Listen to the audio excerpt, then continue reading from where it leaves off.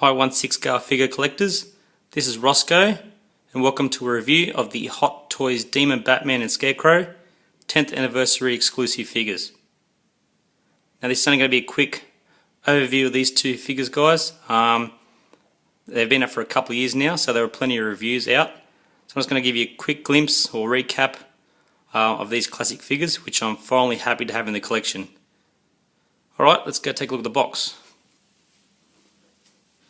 We have a vinyl type box, pretty solid, sort of flexes in all the corners, so unless you're leaning up against the wall it won't stand up freely. You got a small indentation of the bat symbol, and it's very hard to make out. It says Batman, Demon and Scarecrow from Batman Begins. Now down the bottom we have a Hot Toys sticker, Hot Toys 10th anniversary exclusive. And on the inside of this sort of slip cover we have a nice sort of comic style illustration of Gotham City. So that's quite nice, and that's on both sides of the box. Now I thought this box set would have been a lot bigger, or the packaging anyway. It's equivalent to the Mark 1 2.0 Iron Man figure, which only housed one figure. But they've been able to get two in this size package. As you can see here, we have the two boxes the figures come in. They are very slimline. There's only one layer for the figure to lie in, and they don't come with very many accessories, so it's quite easy for them to sort of rest them in one layer in the box.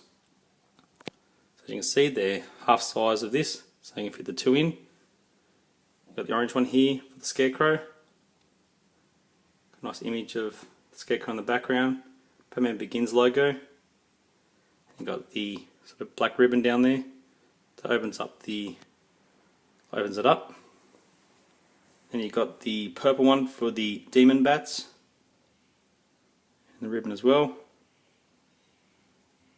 So overall they're nothing special individually, but seeing we don't get much of the figures, they don't need to be too extravagant. They slot in here and look real nice when they're all together as a package. Alright, once we open the front up, we have a foam layer. There's no clamshell package in this box set, guys. Just one layer of foam, which is very nice. Holds the figures and the few accessories. And you just have a foam cover page or cover sheet inside, which also protects it. Okay, accessories. Firstly we'll look at Scarecrows. As you can see, not very much. Comes with an extra set of hands and the hand pegs. Then you have the traditional Hot Toy stand, Scarecrow nameplate, Batman Begins logo on the stand. So he doesn't come with much. He didn't have much in the film anyway, but looking at the figure, he doesn't need anything else, in my opinion. It's very, very nice. So I'll get to him shortly. Now the Demon Batman has a few more accessories. You've got 5 extra hands, you've got the hand pegs, and you've got 2 black batarangs.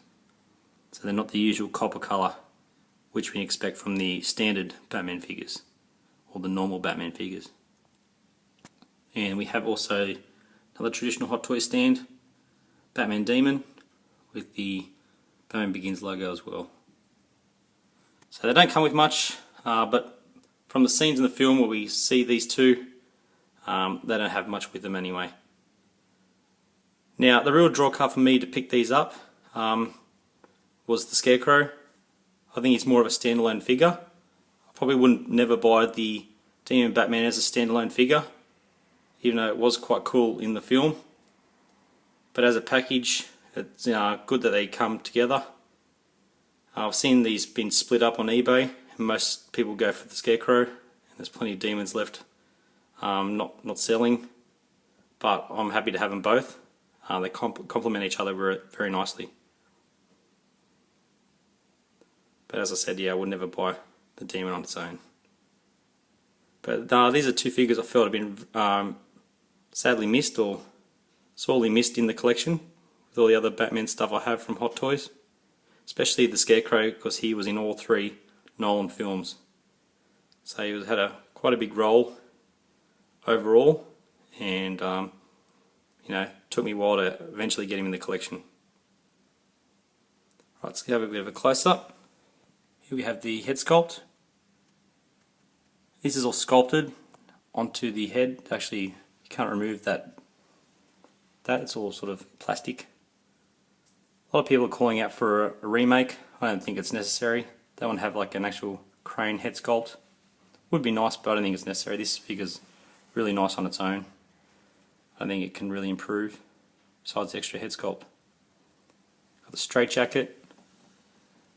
Now, Straitjacket I was going to remove once I got it, to have the sort of classy, really nice looking suit shown like he has in the other two films, in the Dark Knight film and the Dark Knight Rises film.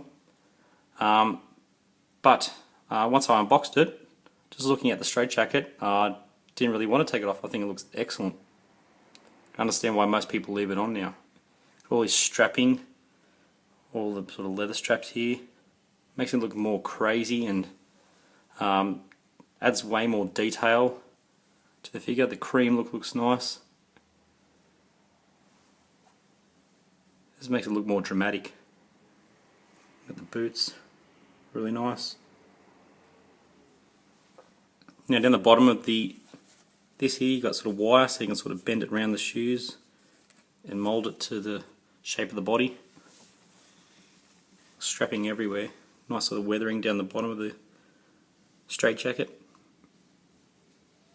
Now some people have taken it off, and probably the best way to do it is to make sure you remove the head. Makes it easy to get it off. I have heard a few people breaking stuff or ripping the coat. I'm going to assume they've probably only been ripping it here. It's already sort of pre-frayed, so if you pull too hard you could probably rip that a little bit more. But I actually haven't even tried it, won't try it now because I'm going to leave it as is. I really like that finger pointing pose you can get out of him.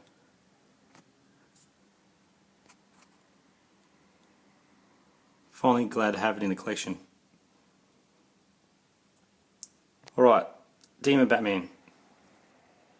Here we have the Begins, or Batman Begins suit style, which has in the film at this stage. Got that demonic head, looks really cool.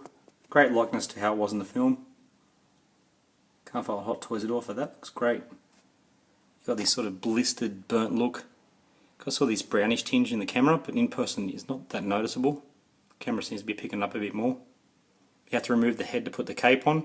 The cape slides with a bit of wire through two holes that are already put in the suit. It's all rubber. Sometimes the articulation bends back. Once you sort of bend it, it actually sort of resists back. Being in the rubber suit, you've got all that burnt sort of charred look on the gauntlets as well. You don't have the copper, traditional copper sort of belt. Got the dark one there. You got his boots pretty much untouched, they're pretty clean. They're basically the same as the Bruce Wayne Batsuit Begins version boots. It's kind of hard to see there, it's quite dark. But they're basically the same sculpt but slightly different. There we go, slightly different sort of texture and colour. I think they're a bit more, got a bit more of a glaze to them rather than the Batman Batsuit Begins are a bit more of a matte look to them. But these are a good replacement because a lot of people's Batsuit Begins boots break or came broken straight out of the box. It was a factory flaw, so a lot of people have been picking up the Demon Bat boots to replace theirs. So they're basically the same, just these are a hint more shiny, if you're just wondering. Now I've got the clawed hands, or like that talon look.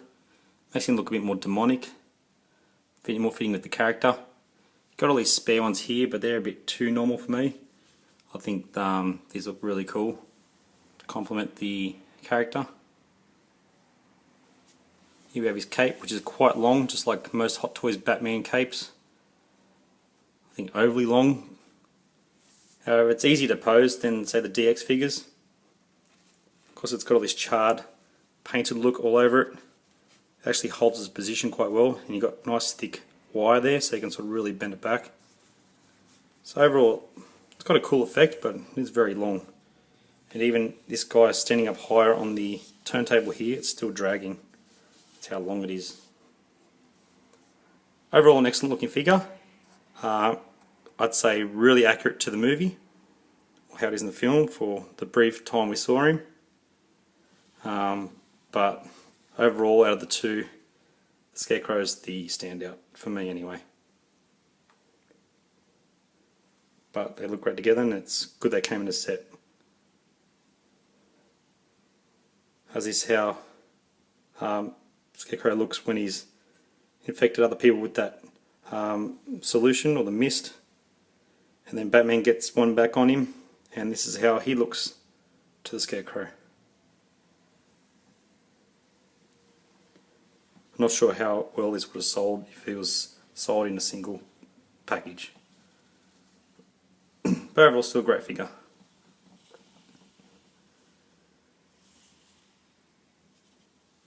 There you are, guys. They've been out for a couple of years. Most people probably got them already. I've still been backtracking a few older figures. I was sort of preoccupied with other stuff at the time, and finally glad to have them. Still got to catch up with 2 older figures, and then I'll be up to date with all the Hot Toys figures that I've missed out on. Then I can just continue concentrating on the new releases, and hopefully I'll be able to upload some reviews of the new releases a bit earlier than I have in the last few months. Just been waiting a little bit longer lately because I've been backtracking, getting older stuff, which is getting to be expensive due to their age, I suppose. Right, but there they are, guys. Hope you've enjoyed this quick overview or recap of 2 of Hot Toys classic figures. Hope you enjoyed the review, guys. Thanks for watching. Catch you next time.